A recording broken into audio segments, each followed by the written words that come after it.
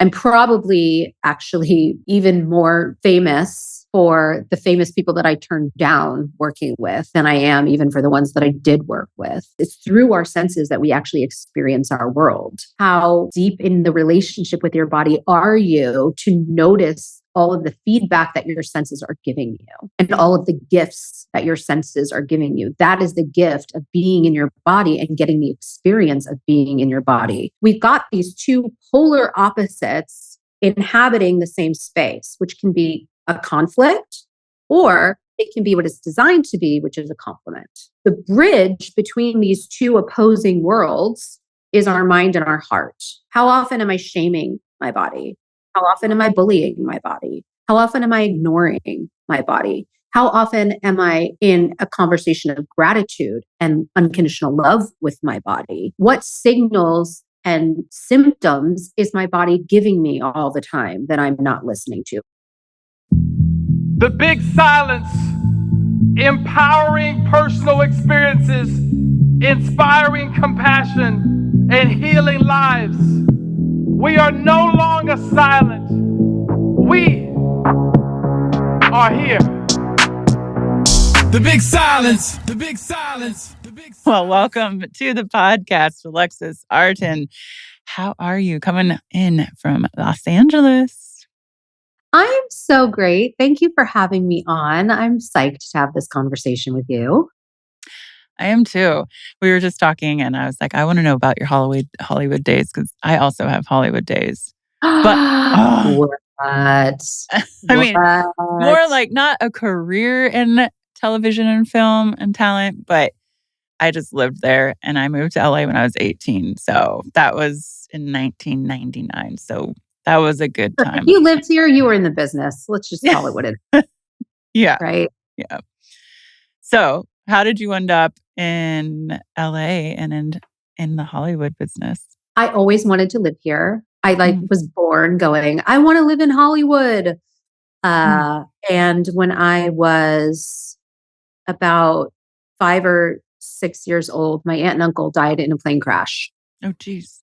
And I had loved flying before that, but then obviously I had like an absolute terror of flying after that. And my parents felt really strongly that if I didn't get on a plane within a reasonable amount of time, I might have like a lifelong paralyzing fear of flying. And so they had my grandmother take me on a flight to go visit family that I had that was living in California. And we lived in Philadelphia. So it was a cross-country flight that I had to take there and back. Yeah. And while it did resolve my fear of flying somewhat, it just solidified my love of California. And I just knew from that moment on, I wanted to be here. I grew up sort of that triple threat singer, dancer, actress type. And so that's what I studied my whole life. And that was a goal of mine, was to come out here and do that. I can see we'll get there, but I can see how you brought all of that into what you're doing now. But it's all about human behavior, right? Yeah. No, so I'm from Indiana and I went to California when I graduated high school and I fell in love. I stayed in Santa Monica. And I was like, forget college. Like, I'm moving to California. So, yeah, it has a draw to it for sure. It has a draw to it. And there's also just this sense of, I also always studied as a backup, as a secondary interest. I also studied human behavior, psychology, justice, any of those things that really served me in my understanding of my love for, my passion for human behavior, psychology, all of those things. My dad was a doctor. My mom was a psychologist turned badass businesswoman. And I just became this snowball of those three things. I love that. So you get to LA and you've already done this study. So if you're you worked with a lot of top talent in the industry. What were you doing there? I started out, as most of us do, as an assistant, an executive assistant. And it morphed into me doing a few different things. So I had done some producing. I had gone into management for a little while. And then I sort of became this like secret weapon right hand person that would be like running people's lives in production companies. So I'm probably actually even more famous for the famous people that I turned down working with than I am even for the ones that I did work with. But the most interesting part of it was the juxtaposition of what I left the industry for. So I would imagine with your studying psychology, you were able to step out and witness a lot of what was going on. I mean, and studying people. Did that happen a lot? Absolutely. And just as a really flexed intuitive skill that I had from growing up and experiencing a lot of bullying and all of that kind of stuff, when you experience those types of things, your intuition gets really strong to read people because you're trying to prevent anything disastrous from happening, anything painful from happening. And so I got really, really good at picking up those nonverbal cues, verbal cues as well, but especially the nonverbal cues that we all are constantly giving, but not everybody's as attuned to them. Right. What would you say? That's an interesting thing because you always say, go with your intuition, go with your gut feeling. What is a good example of that? That maybe someone listening is like, maybe I don't trust myself. Well, what I would always say to people in that moment of doubt or exploration is, has there ever been a time where somebody walked in a room and before they even said anything, you knew what kind of a mood they were in? I think we all have experienced that. That's a nonverbal cue. That's your intuition. It's right there. The energy, the looks, the physical behavior. You have it. Yeah. It's an animal instinct or intuition, right? It's very primal. It's sort of like a built-in scanner for, are we safe or are we not safe, right? Is this a threat or is this something that's going to lead towards my survival and thrival? Yeah, I think we all could be in the office or with family. You're always like, I never know what I'm going to get. And you just wait. And then they walk in the room and you're like, this is what I'm getting today. And there it is, right? And it's not even a word needs to be spoken, right? It's, you see your best friend walk in the room and you know just by like the look on their face, right? Versus you're walking down the street and there's a stranger there. And there's like this intuition of, this is a stranger that I say hi to and smile, or this is a stranger that I walk in the opposite direction from, right? I create some distance with. So we all have it. It's just a question of being really aware of it and honing it if it is something that you desire to hone. Yeah. Okay. So why did you decide to leave the industry? At the time that I left, had no intention of leaving, but was working for somebody who was a household name, but my values and their values did not align. They were not congruent.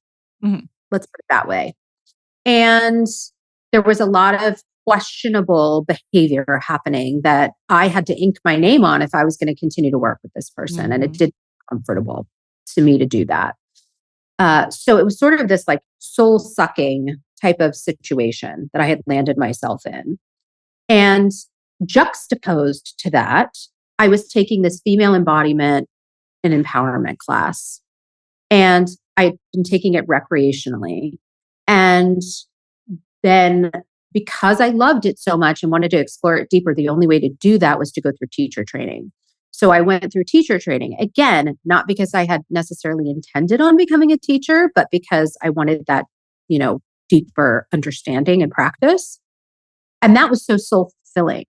So I was going back and forth between these two full-time training, like one training and one job, barely sleeping, ping-ponging, to soul-sucking, soul-fulfilling, soul-sucking, soul-fulfilling. And then there was this one night that something particularly unsavory happened with the person that I was working with and for. And it was sort of the straw that broke the camel's back for me. And I made this instinctual but powerfully intuitive decision that I was going to leave the world of entertainment and go full force with a full pay cut, leaving all of that power and all of that money and all of that influence and all of my success and connections, and go into this world of, female empowerment and embodiment that held very little promise, but I just did it. I just took the leap. I love that. And actually, there's been a lot of women on this podcast who have been in certain careers and talk about the career shift, because I do think a lot of people are afraid of that. And so they may still be in their soul-sucking career and unhappy because they're afraid of the change. So what is it? I know we talk about intuition and following that, but what if someone's listening, like, what do they do? Like, I feel like I know my intuition's telling me to do this, but I've got the money and maybe the power, the connections over here. Well, first things first, there's that sort of famous phrase of, people say like, oh, it took me 20 years to change. No, it didn't. It took a moment of either inspiration or desperation to make a decision, right? And what I really think that it belongs to is our relationship with our most authentic self. What it is to really hear your truth and what it is to uphold and honor that truth at any cost, right? It is being able to self-advocate and have that level of self-agency and self-trust that no matter what happens, you will have the resources to handle it. You don't, you don't necessarily trust yourself if you have an instinct or an impulse or an intuition to do something that you know is a higher calling, but you don't do it, then it's because you're lacking a sense of trust in yourself. And that's where the work has to start. Is going back to, how do I really hear myself clearly, where I'm not hijacking anybody else's agendas or woulds or shoulds. I'm not comparing, I'm not measuring, I'm not inflating myself or deflating myself in comparison to anything outside of me. I'm hearing my truth and I'm trusting myself to follow that truth to the next place, one small step at a time. So you take the embodiment coach classes, certifications, and you become one. Can you explain what an embodiment coach is? I can. Everybody has a different definition of embodiment that practices embodiment. But to me, embodiment is really being in your body, which, look, we are all embodied. You're in a body. The work is done. Yay, you're embodied, right? It's like, it's really like you have a body, you're embodied, you're in a body. But what is it to be in deep relationship and communication with your body? Because my philosophy is, it's sort of that cliche of like, we're spiritual beings having a human experience. Right. Well, right. And we're having that human experience in a body. So are you letting that body serve its purpose? Right? If the soul chose this body to have an embodied experience, the soul, the body is your soul's number one source of feedback.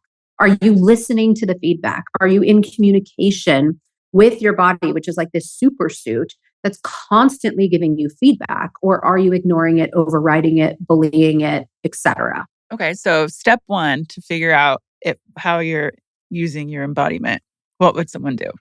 Come to you. So step one would really be like taking an inventory of how is my relationship with my body? How often am I shaming my body?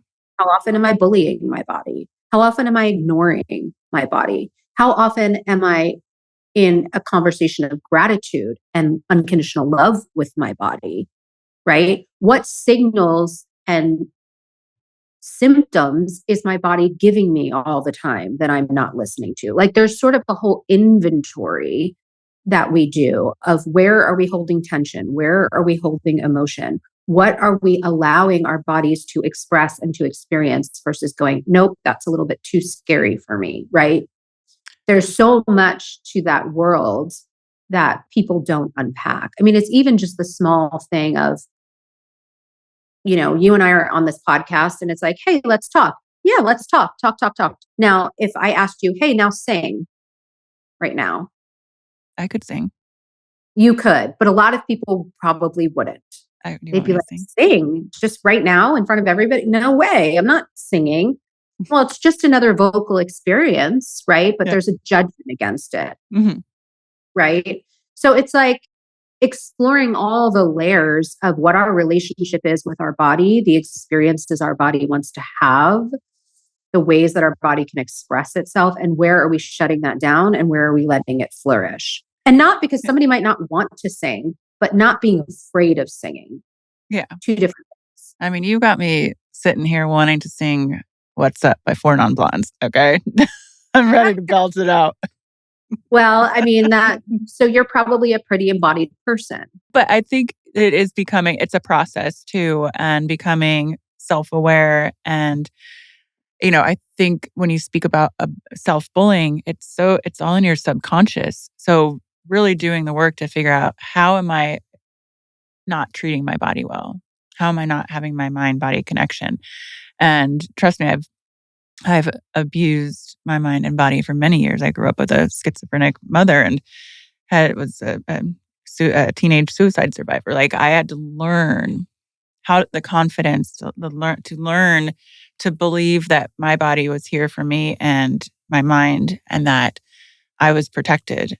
And it's definitely a process. So I want to talk about, because you moved into it's Soulsway practice, right? Which is the embodiment. And I also want to know, like, what is a sensual fitness class? We can get there.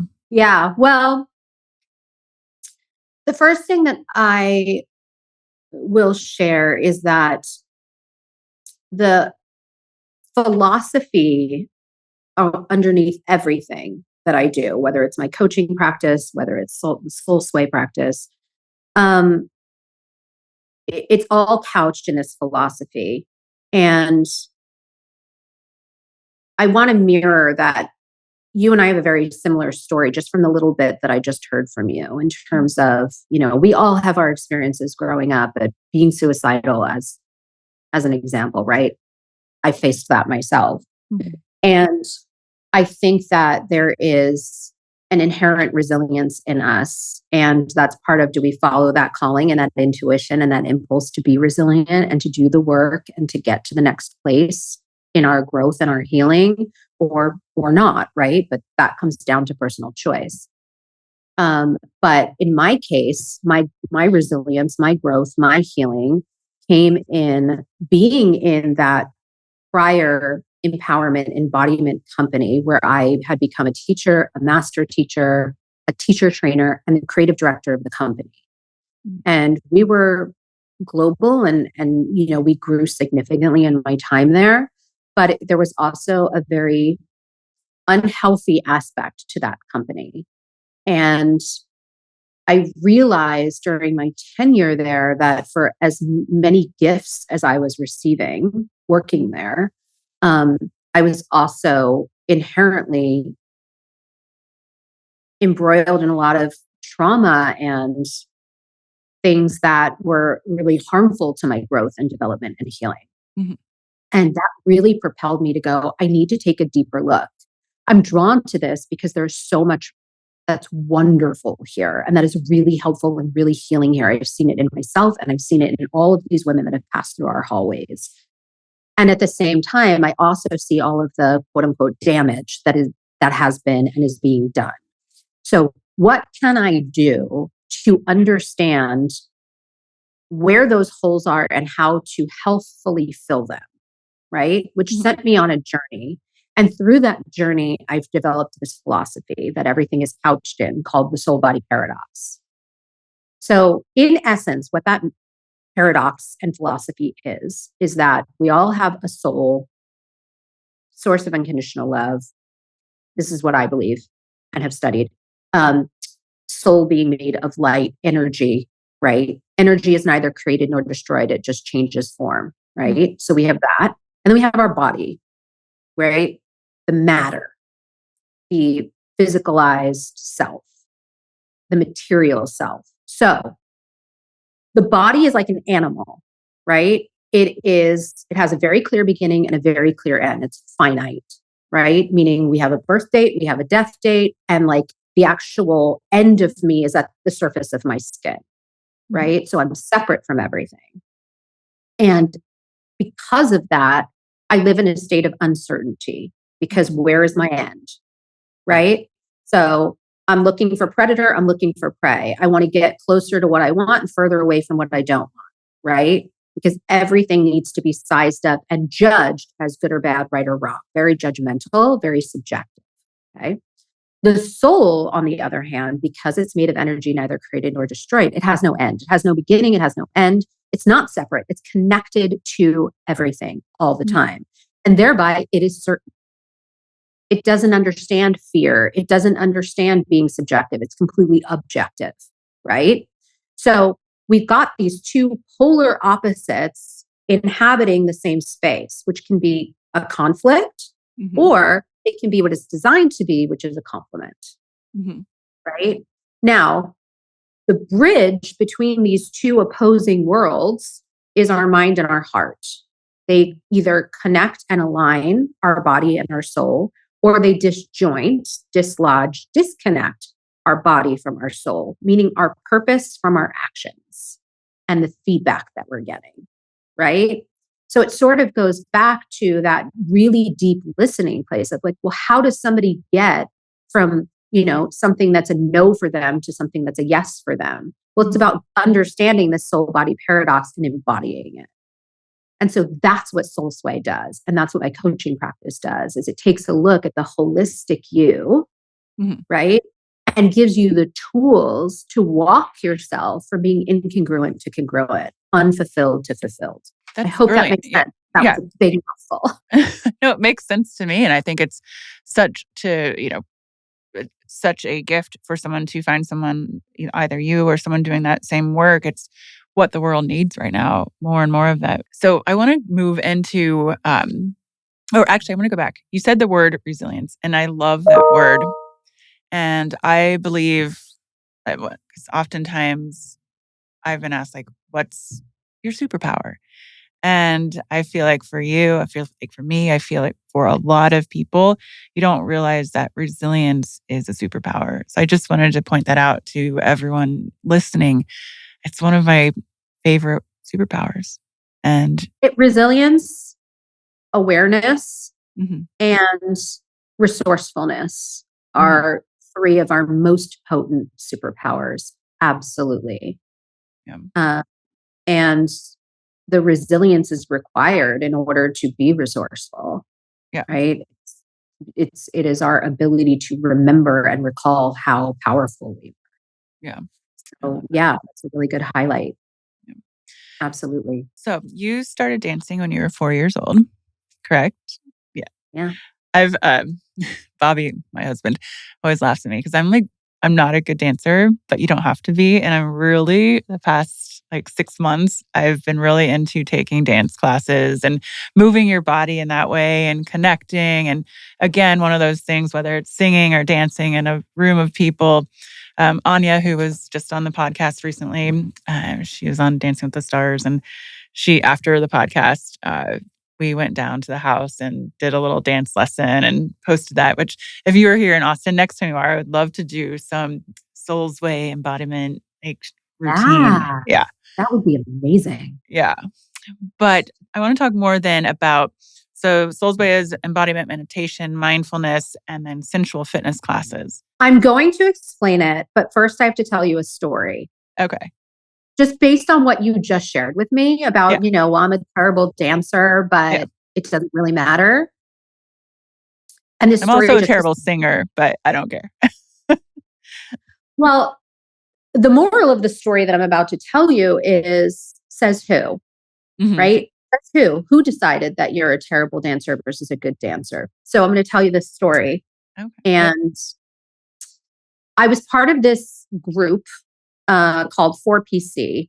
Rich Litvin is a pretty renowned coach, and he wrote the book, The Prosperous Coach, and he has this group called 4PC for the top 4% of coaches and consultants. And it's this really ritzy kind of elite group, right? And we would get together for these, quarterly and annual events where we would do all kinds of really awesome, deep work. And one of the times that we all got together, we played a game, and it was a really interesting, like, art of war game where we were split into two teams and we were competing against each other in all these different challenges. And you would die if you lost the challenge, and you'd be dead for the rest of the game, and you weren't allowed to participate. And there was just all of these insights you were constantly getting as you were playing this game. It was meant to be, even though it was very physical in the competitions that you would do, there was a deeply mental, emotional aspect to it for growth and learning. It's called the Samurai Game, if anybody wants to look it up. Anyway, the challenge that I got called up for was against a woman who worked in the White House with Obama, like a real badass. Okay. And we had a dance-off challenge. That was the challenge that I got called up for. And go figure, right? And they put on some music, and I am crawling around the floor. My head's and hair's flying around, and I'm just like hips and all the things, right? It's all happening. I mean, I sweated. I left it all on the floor, gave it everything I had. And everybody in the room, this is one of the first times that I was at 4PC and just meeting everybody. Everybody's eyes were popped out of their head like, whoa, what just happened? This crazy woman dancing all around. And then it was my counterpart's time to go. This badass woman from the Obama administration getting up, and she started to just sort of like awkwardly, sort of like a 5 or 6 year old, like bounce her body and like clap at like the wrong moments in the music. And sort of did that around the room. And then it was over. And the ruler of the samurai game, like the chief judge, was like, there's a clear winner and there's a clear loser. You know who you are, so sit down. And here I am going, duh, it's clearly me. So she'll sit. And she didn't sit. And then the master says again, I'm going to repeat myself. There's a clear winner and a clear loser here. Sit down. You know you lost. She didn't sit down. I have chills. And I think everybody in the room at this point is going, why isn't she sitting down? What is going on here? And they said, this is the last chance. You know you lost. Swallow your pride and sit down. She didn't sit down. So then they said, okay, well, then we're going to have to settle this another way. Rock, paper, scissors. And so we did rock, paper, scissors, and we did it 3 times, and she won, and I died. And I had to lay down on the floor in the graveyard and die for the rest of the game. And I'll be damned if during the debrief, that wasn't like the number one thing that people were talking about was, why didn't you sit down? She's like, who says that I lost? Who said she's a better dancer? All right. According to what? According to who? I'm not going to sit down for anybody. I'm not going to let anybody tell me my worth, my value, all of these things. And it was such an eye-opening moment for everybody in the room, because it's sort of like what you just said. Well, I'm a terrible dancer, but I dance anyway. Well, it's like, well, who says you're a terrible dancer? I'm taking that back. Yeah, I'm not. And how do we self-identify, right? Like that is such a call to action and a call to arms for all of us to go, wait a second, by what means am I measuring myself and against what? Yeah. And where am I shrinking back and not swelling into the greatness of who I am because I'm letting or hijacking from other people to make this decision? Yeah. And I mean, who says, I guess I've listened to the Snickers or the Voices because I love interpretive dancing, and I'll just do it off fun. And like when Anya was teaching us the Big Silence theme song, I was laughing, I was sweating. It was such a good time. I couldn't get the steps, but guess what? I felt great. There you go. Right. So, and there is even something in the, nervousness that somebody feels to try something new or different in their body. Right. And it's sort of understanding the line of your own edge versus just taking on anything that doesn't belong to you and making it your own. Also, I was a very shy kid, and probably up until like 8 years ago, very shy. And so to have that courage to sing or dance and be free, or even have a podcast, like that's huge, to have a voice. Huge, huge, huge for me. I mean, I was somebody who hid behind really bright, shiny people for a really long time. Yeah. It was very hard for me to step out of the shadow and go a little bit of light. Yeah. Right. So I really resonate with that. And it's just proof that the work works if you work it. Right. But anyway, I know I digressed and I derailed. What is sensual fitness was the question. So I'm circling back around. I'm paying attention. Sensual fitness is really about enlivening your senses, right? Because people hear sensual and they automatically go to sexual. And yes, sexual is a thing that we absolutely can reclaim if we want it. And I believe that there is a lot of really beautiful opportunity in doing that. I don't think that people are awake and aware of that, but that's another conversation. But sensual fitness is really giving permission to enlivening your senses. And the goal of that is to be more present, right? To slow down and actually indulge in the gifts and the brilliance that our body holds. It's through our senses that we actually experience our world.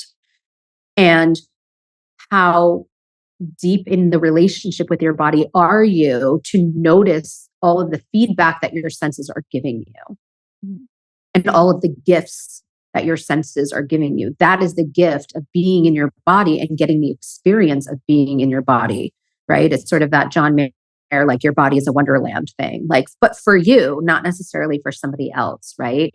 Your body is giving you everything that you need to have a really full, rich experience. Yeah. The sensual fitness, in my mind, I was thinking the sexual fitness, only because I'm going to tell a story. Please do. And we'll talk about the sexual aspect, but tell your story. Please, please, please. Because I was at the spa or this wellness place last week and doing like a lymphatic massage or getting one. And the girl was talking about just what her passion of something about orgasming during fitness and at the gym and all of this. And I was like, I have never heard of this. And she's like, yeah. And she was explaining what you do. I was like, this is the first time I've ever heard this. Do you know what I'm talking about? I have heard of this. And there have been so many orgasmic movements, like foaming, all of these different things. And there is a different flavor of that for everybody out there. I mean, if you go into a deep dive on the internet, you are going to find so many different offerings out there of people who have tapped into some sort of a vein or a lane of sexuality. And again, that's sort of about a deep inward listening of what are my preferences and can I honor what those preferences are? And, and having a really deep understanding of why those are your preferences and, all of that kind of stuff. But in terms of the more sexual or erotic fitness that Soulsway teaches, we have a lane. So we have lots of different classes. We have form and flow, which is just about embodiment, right? About being comfortable in your own skin, regulating your nervous system, finding that authentic and developing that authentic communication with your body and safety in your body and all of these things. But we have like a karaoke class, which is singing and dancing, right? Oh, shoot. Yeah. It's tapping that next level of somatic practice with incorporating the voice, right? And we have slow sense, which is just regulating your nervous system and enlivening that sensual body, your senses. But then we also have a Foxy lane. And Foxy is all about that sexual, erotic exploration. So it is all about enlivening, reawaking, reintegrating the often dormant parts of our sexual energy and erotic self. We all have been affected by living in a society that is patriarchal. I'll say it like that. That's a whole other podcast. I'm not even going to go to like the depths of that wormhole, but we've all been affected by that, men and women. Yeah. But this class is actually designed for women to, in a very safe and very contained way, really go into a focused exploration of enlivening their sensuality and sexuality and erotic self so that they can reclaim power and empowerment around that aspect of themselves. We are inherently erotic. We are animals. Yeah. We are designed to be erotic and to be sexual.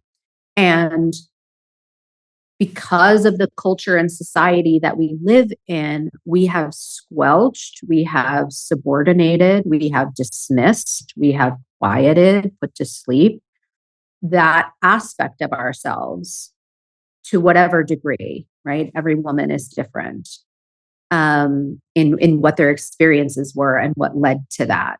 And it's not always a very easy exploration to tap back into, but it is your sexuality. It is your eroticism. It is your birthright. It belongs to you. It is the most significant source of power and energy that your body holds. So to go without it because, you don't feel safe or you don't feel the right to have full ownership of it is something that you get to question and you get to make a decision around. And if it's something that you do want to explore and cultivate in a safe way, these classes are designed to do that. And is it in person? And do you teach it? You have another business partner as well. I do. Soulsway. So I co-founded it with a fellow master teacher. So between the two of us, we have like 2 decades or more of experience. And we've worked with everybody from celebrities and, Fortune 100 CEOs to starving artists and stay-at-home moms and, entrepreneurs. And no matter who we have worked with across the gamut, across the globe, there has never been a woman who wasn't profoundly affected to some degree by doing this work. Her name is Janelle. She is my partner in Soulsway. And we have an online subscription. So you can go online and we've made it as affordable as possible. We want everybody to have access to it. And it's a monthly subscription.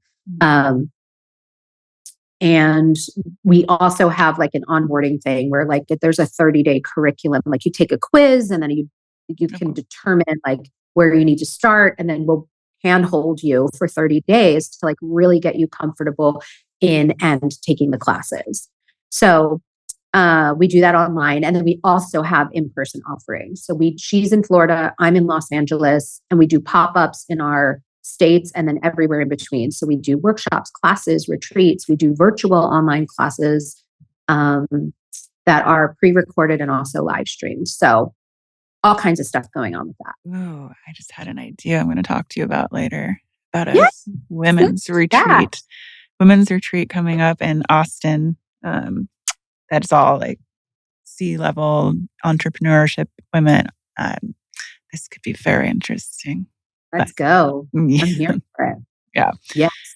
I love it. I'm going to definitely check it out. I'm going to do my cardio key and Foxy Lane. I'm interested. Yes, I'm always looking. Well, we'll talk offline and I'll be a support system for you for sure. I will one-on-one with you to get you where you need to be. I love it. I love trying new things. And let me rephrase that. I don't get you anywhere. You're the expert, but I will be a support system for you in terms of, wading into these waters. Yeah. Love it. All right. And you have a new podcast coming out. Look at Me Now. You just launched it. Yes. Yes, it's coming. It's coming. It's coming. It's called Look at Me Now. Yes, yes, yes. And why did you choose that name? Well, a couple of years ago, I was sitting at a bridal shower. Sometimes I say baby shower. I don't know why, but it was a bridal shower. And I was sitting next to a family friend of many years. And she is a really high powered attorney at one of the biggest motion picture studios. And she was so intrigued by my work as a female empowerment coach and embodiment coach. And she said, one day I want to tell my story to your people. And I'm like, okay, well, what story is that? She said, when I first moved here and I was going to law school, I used to let my neighbor snort lines of cocaine off my ass for $200 a pop. But hey, look now. Hey, I'm like I said, I had my Hollywood days. Look at me now. I mean, honestly, and the fact that she delivered it with zero shame attached, like zero story attached, not like, it was just I made an empowered decision to do whatever I wanted to do with my body and with my purpose and with my path. And like, I get to claim those decisions and those actions and what I've been able to create and build for myself without attaching or layering anything to it that doesn't belong to me. And look at me now. I'm living as on purpose as possible. I'm so fulfilled and I'm so grateful. Right. And it's not this look at it. The essence of it is it's not a look at me now from an external gaze. Yeah. It is not you bullied me and now I'm this famous person. Look at me now. Right? It's not exacted revenge. It is a looking in the mirror and going, I'm so proud of you. Like looking in the mirror and going, look at me now. Look at that resilience. Look at the resourcefulness. Look at how powerful I am in creating my life. Yeah. Right. And it's about that. Yeah. I think you say something in your intro or the trailer about turning your mess into your message. And absolutely. I love that. Well, I'm the embodiment of that. I mean, I really am. I am the person who turned her mess into her message. And not that there isn't still messiness in my life. I mean, for God's sake, just beat cancer. Yes. I went through chemo and radiation and all of these things. I mean, messes make themselves in life. Yeah. That is part of it. You are clear of the cancer now? I will know for sure in February. I'm declaring that you are. I'm making that statement officially to the universe. Yeah. But I will know, technically what the scans say coming up in a month. Yeah. Wow. But the radiation, the chemotherapy, all of that is complete. And I'm phasing to the next stage of, just monitoring remission. Well, Alexis, thank you for sharing all of these great stories and coming on the Big Silence podcast. Where can everyone find you? Where should be website? Yeah, socials? I mean, I think the best place is alexisartin.com. Reason being, you can find my social media there. You can find Soulsway there. You can, find about the podcast there. It's like sort of like my hub for all things. Yeah, and we'll put it all in the show notes too. Cool. Well, this has been very fun. Like we said before the podcast started, I love just podcasting and meeting cool people. And you are one of them. Well, right back at you. It takes one to know one. Hi, we're friends for life. Here we are. The Big Silence. The Big Silence. The Big Silence.